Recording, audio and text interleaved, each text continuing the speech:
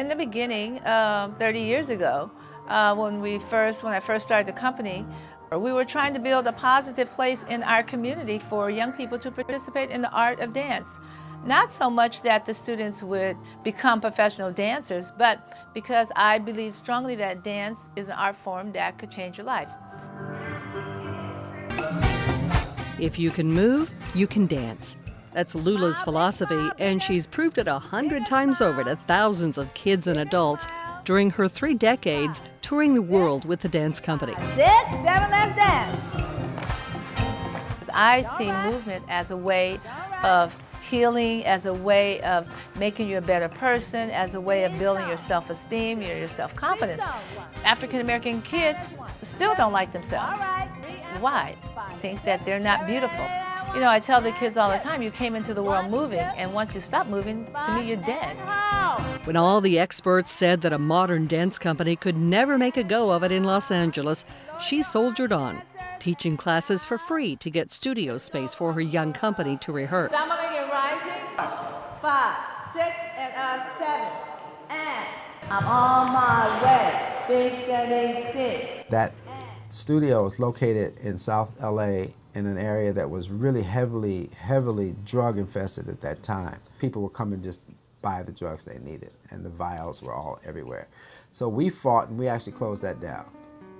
We personally did that. So Lula decided she wanted to create a place in the inner city for dance artists who wanted to develop their skills and their talents right here in our community.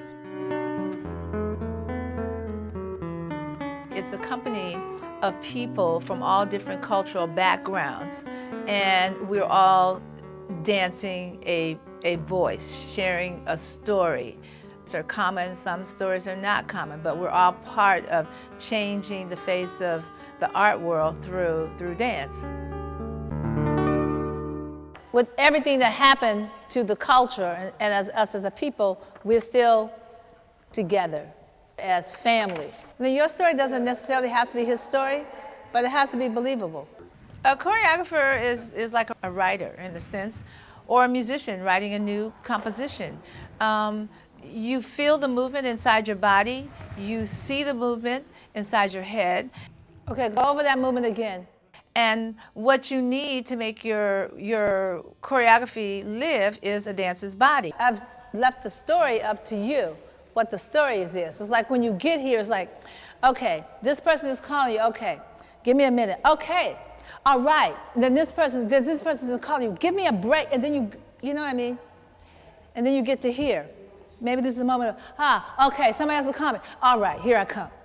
Bring it from your, yeah, that's it. You know, that's the conversation. If the movement isn't fully executed, strong and exact and precise, it's not going to have the same impact. So that was what I meant by the conversation. Lula is a choreographer who likes to explore ideas, and sometimes she's going to make social commentary. So we wanted a company that had the flexibility and the freedom to explore ideas and to make statements and to even offend people at times. Sharp, battle, sharp. Compelling movement always, but with a bite, an edge, a meaning. Yeah.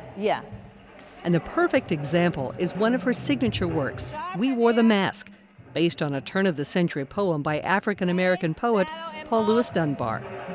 We Wore the Mask is a piece that I created to say times are changing. And we as a people, African-American people, are not the same as we were 50 years ago. And then when I read the poem by Paul Laurence Dunbar, We Wore the Mask That Grins and Lies, it sort of fit my theme, it sort of fit the work. We worked and we smiled when we were in pain, and we scrubbed the floors, and we did the worst jobs. And we wore the mask means that was the mask then. This is 2010, and it will no longer be tolerated. It's my pleasure to bring to Santa Clarita the Lula Washington Dance Theater.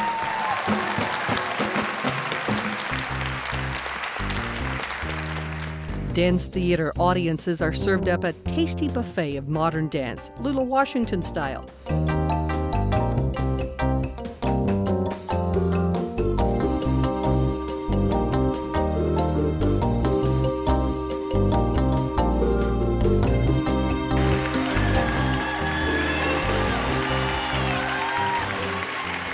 Backstage at one of their first performances of the season, the atmosphere is light and easy, under control, or so it appears. I am always nervous. I'm still excited to put myself out there and that it's successful and that it works. But I'm definitely still nervous or anxious or excited. Before I go on stage, I do get, I guess you would call it nerves. You want to be your best. You want myself and the other dancers, we use that. We use that adrenaline pump right before you go on stage. I think that kind of gets that energy up so that you give a good performance.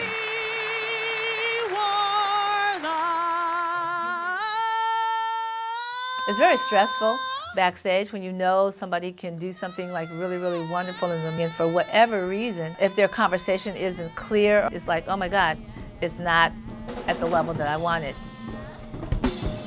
We wear the mask that grins and lies. It hides our cheeks and shades our eyes.